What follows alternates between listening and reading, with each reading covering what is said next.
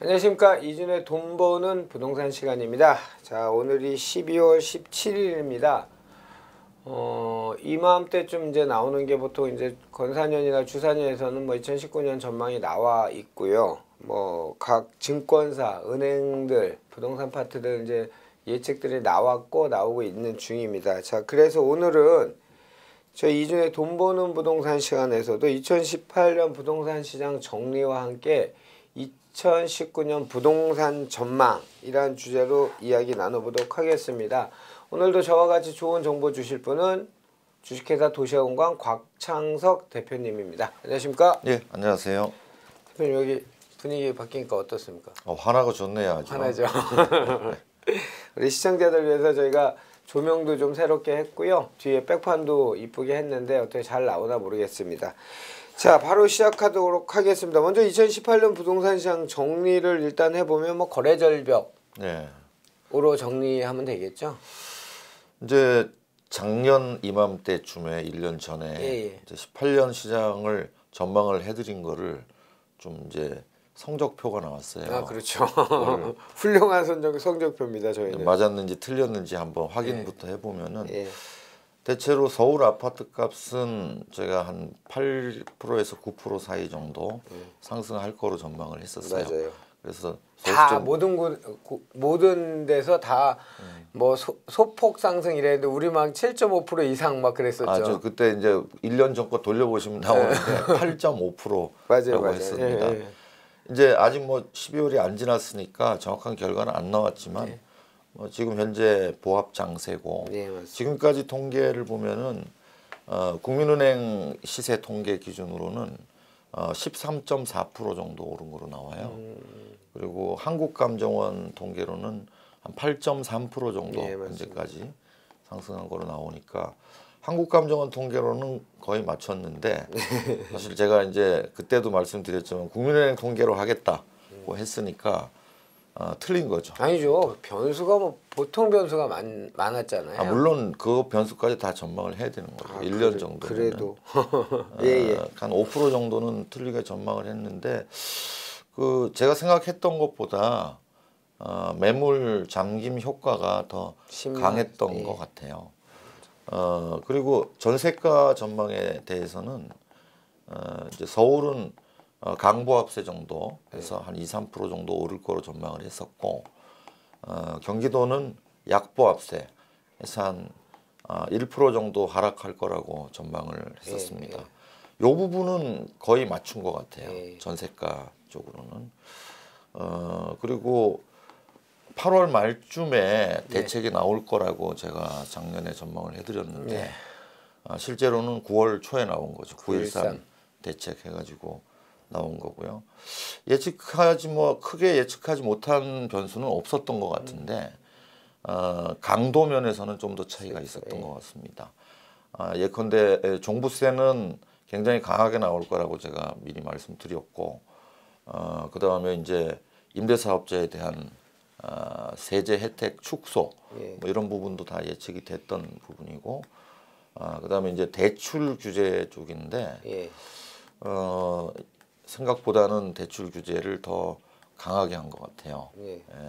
특히 이제 9.13 대책에서는 유주택자에 대해서는 거의 뭐 전면적으로 대출을 끊어버렸고 이런 것들이 이제 하반기 특히 4분기 이후에 전세가 이제 하락으로 나타나고 있는 상황이고요.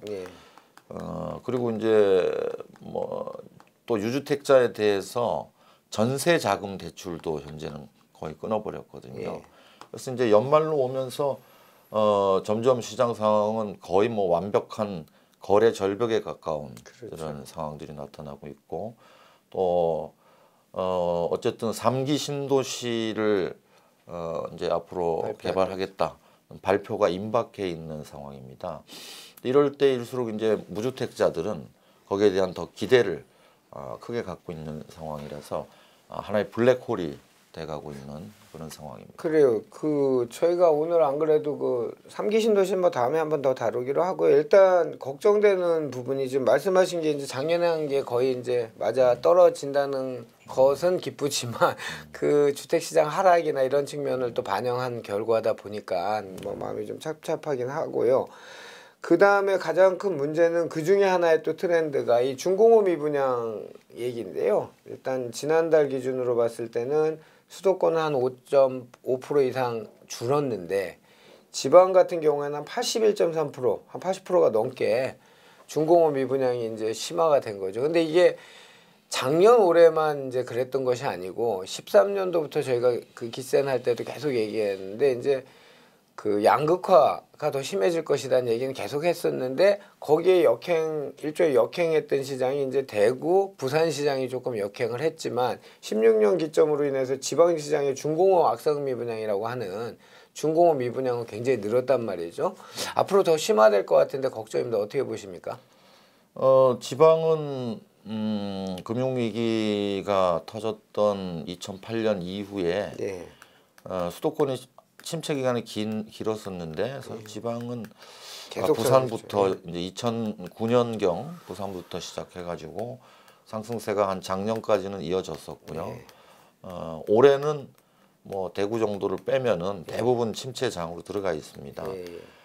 근데 좀 구분을 해서 보면은 2009, 10, 11년 3년 동안 상승장이 이어지다가 2012년 한 해에는 지방도 전체적으로 조정을 받았어요. 그래서 이제 상승장이 끝나는가 했는데 이거는 13년 이후에 한 번 더 상승장이 왔어요.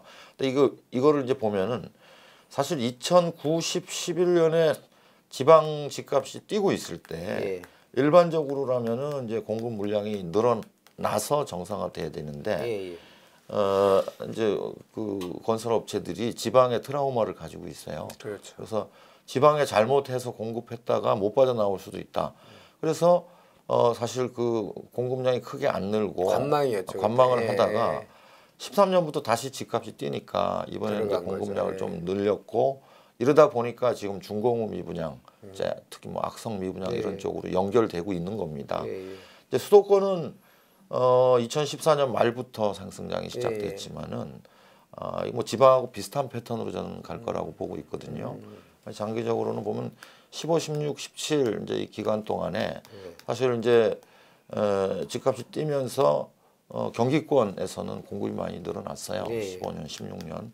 근데 그래서 이제 18년 올해 그리고 이제 내년 한 상반기 정도까지는 굉장히 입주량이 많은 장인데 이번에는 이 문재인 정부 시작 이후에 또 규제가 강해지면서 공급이 규제 때문에 많이 끊어져 있는 상황이거든요.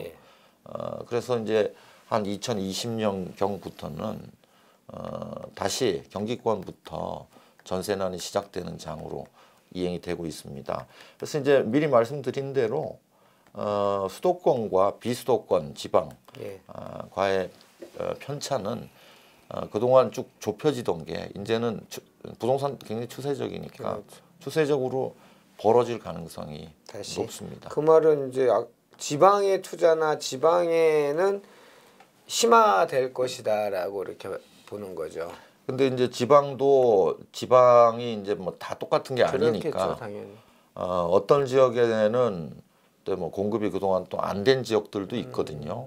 그런 데들 뭐 중소도시라든가 이런 데들은 국지적인 전세난은 여전히 일어날 수 있을 겁니다. 자, 2018년은 뭐 하여튼 오르다가 규제로 인한 꺾임 또는 물건 잠김 현상, 거래 절벽에 대해서는 우리 곽 대표님도 그렇고 굉장히 여러 차례 얘기하셨었죠. 그래서 거래량도 뭐 지금 6년 만에 최저치고 서울 아파트 같은 경우에는 뭐 이제 또 그렇게 마감이 될 것 같고요. 내년이 뭐 황금 대지해라는데 부동산 시장도 뭐 좋은 일이 좀 있을까요? 어떻게 보십니까?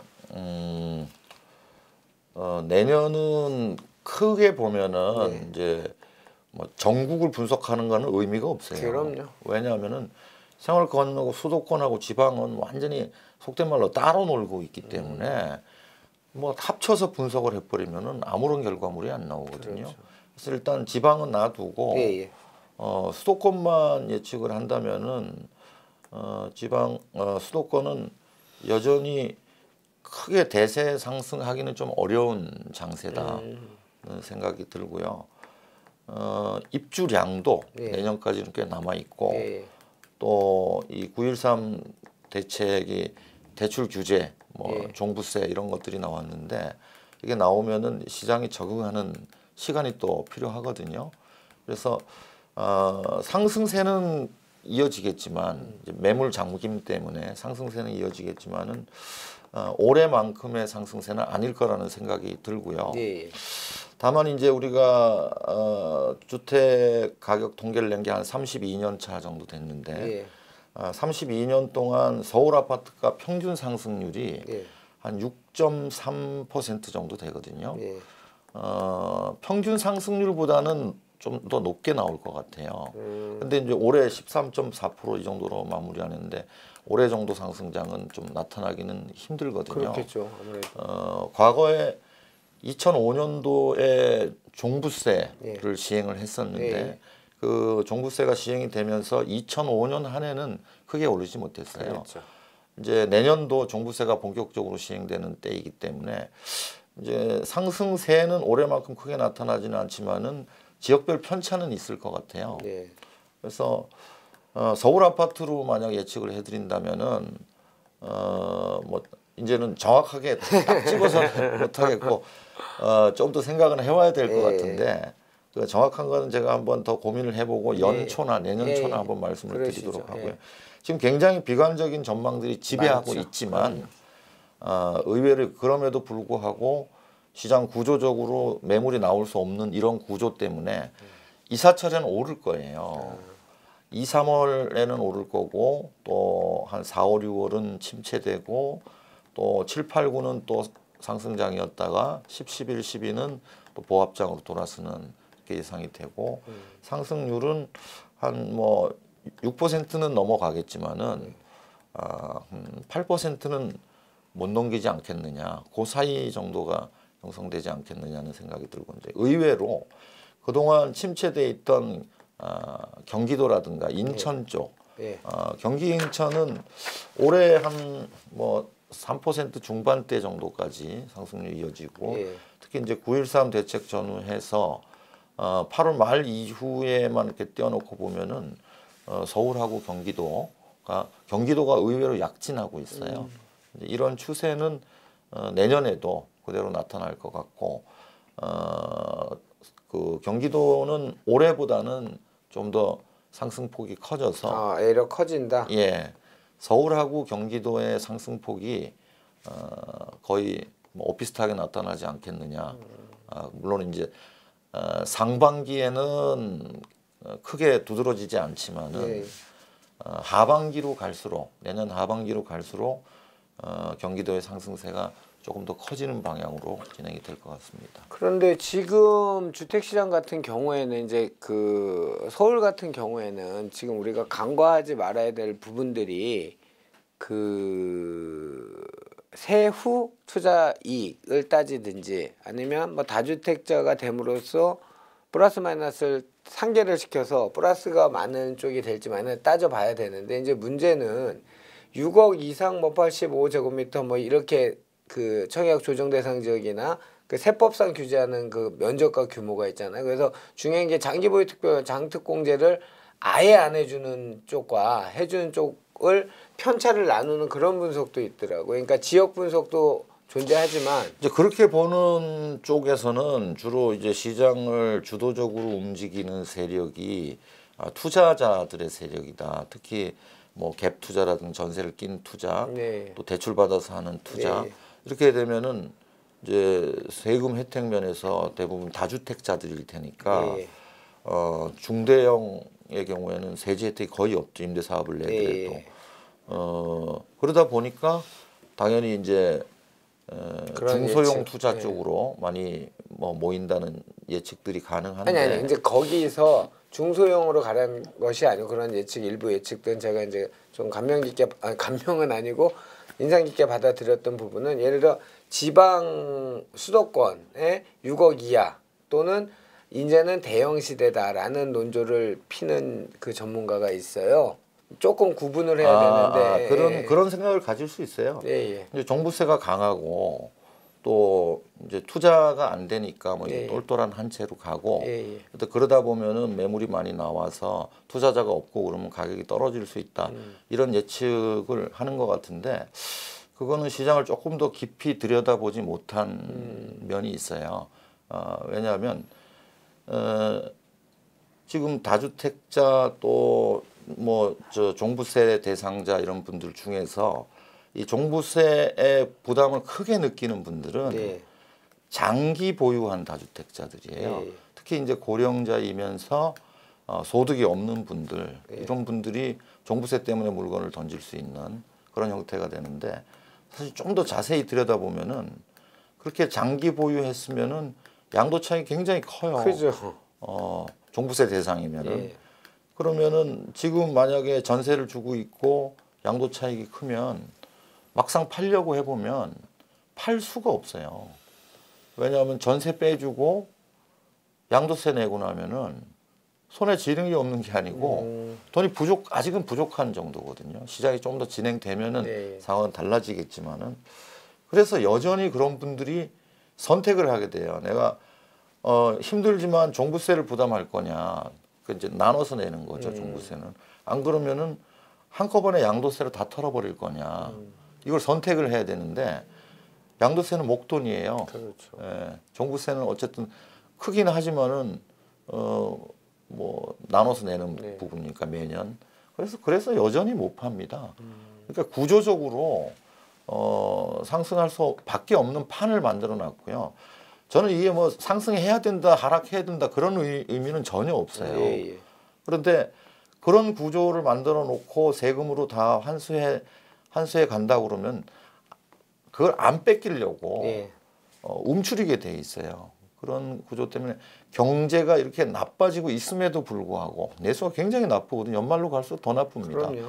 또 내년에 최저임금 하면 더 강할 거거든요. 네. 더 나빠질 텐데 그럼에도 불구하고 금융 위기라든가 외환 위기라든가 외부적 충격에 의해서 위기가 오고 뭐 은행이 무너지고 뭐 대출 금리가 폭등하고 이런 상황이 아니면 네. 구조적으로 집값이 못 떨어져요.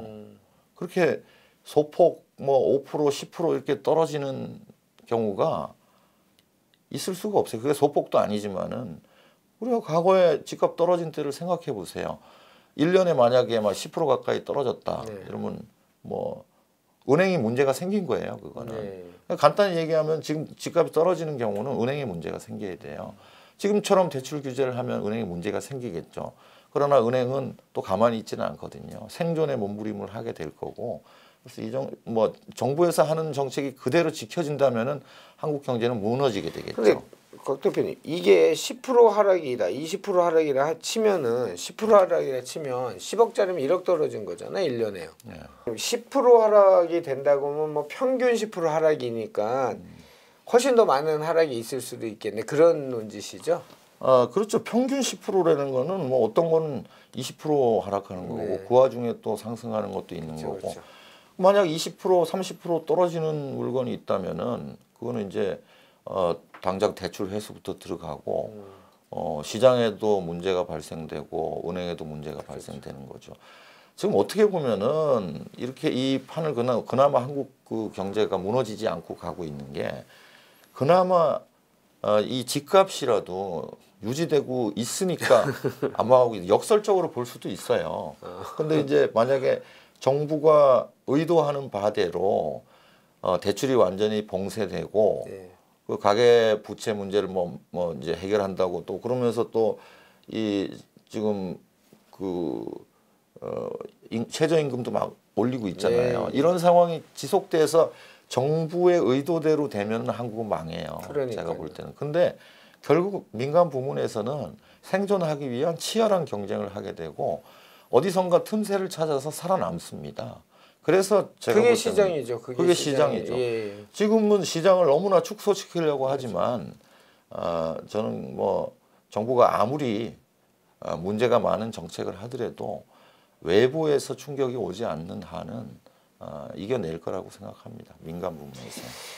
자, 시청자 여러분 정리하겠습니다. 2018년은 뭐 계속 아까 말씀드린 것처럼 서울은 KB에서는 한 13%, 감정원에서는 서울 아파트값이 한 8.3% 정도 상승했다고 하고요. 이거는 2006년 이후 최고 상승률이라고 이제 표현을 하고 있습니다. 그래서 종부세 강화, 임대사업자 혜택 없어지면서 특히나 9.13 대책, 9.21 대책은 대출을 옥죄이는 것, 유주택자는 거의 뭐 대출이 하나도 안 나온다고 봐도 되고요. 그래서 전세나 매매나 모두 4분기 이후에 하락이 지금 지속되고 있습니다. 그래서 또 지방은 2008년 상승장이 쭉 이어지다가 12년에 잠깐 약보합이었다가 13년부터 17년까지 강세를 이루었는데 수급 불균형이란 말이 이럴 때 쓰는 거죠. 무조건 지은 아파트는 당연히 하락이 될 수밖에 없겠죠. 받을 사람이 없죠. 13년, 17년 좋은 장에서는 투자자들 또는 정부가 얘기하는 투기꾼들이 그걸 받긴 해서 돌아갔겠지만 이제는 실수요 위주로 돌아가는 장으로 바뀐 이상은 하락세는 불가피하고 그 깊이가 어느 정도일지 걱정이 되는 시점입니다. 그리고 곽 대표님이 이제 오늘 12월 17일이라고 말씀드렸는데 연초에 한 번 더 하겠습니다. 근데 오늘 저희랑 얘기한 거 하여튼 작년에 제일 근사하게 맞췄습니다. 저희 방송이요. 한 8.5% 얘기하셨다는데 한 아까 말씀드린 것처럼 감정원이나 KB 상승률 보면 저희가 제일 근사하게 맞췄습니다. 그리고 2019 오늘 말씀드리는 거는 19년은 수도권은 대세 상승은 힘들지만 또 입주량도 많고 해서 힘들지만 상대적인 규제의 무풍 뭐 이런 영향도 있고 또는 뭐 얼마 전에 발표한 GTX나 교통환경, 생활권의 확장 등으로 인해서 상승이 이어질 것이다. 서울과 아마 궤를 같이 할 정도 될 것 같고 내년은 이게 롤러코스터 타듯이 2, 3월 상승, 4월에서 6월 침체, 7월에서 9월 상승, 이사철에는 약간의 상승이 이루어질 것 같다. 또 경기 인천은 아까 말씀드린 것처럼 약진을 할 수 있을 것 같다. 뭐 이제 이 정도로 말씀드렸고요. 어쨌든 지금 부동산 시장, 한국 경제 시장은 구조적으로 못 팔아서 공급량이 시장에서 공급이 안 되니 거래가 안 되니 있는 분들도 못 푸는 뭐 종부세나 여러 가지 영향들 때문에 못 팔고 있으니 급격한 하락 이런 건 없을 것 같다. 정리하면 되겠습니다. 네, 혹시 그렇습니다. 제가 정리를 잘못한 게 있나요? 아니요, 괜찮습니다. 알겠습니다. 연초에 2019년 전망을 다시 하겠습니다. 그때는 이제 구정을 앞두고 하는 거니까 또 연초가 그러니까 2019년 전망을 해도 되겠죠. 구정 앞두고 우리 곽 대표님하고 2019년 부동산 시장 전망 부분별로 나눠서 조금 보도록 하겠습니다. 그때는 토지시장 전망도 제가 같이 하도록 하겠습니다. 곽 대표님 오늘 감사했습니다.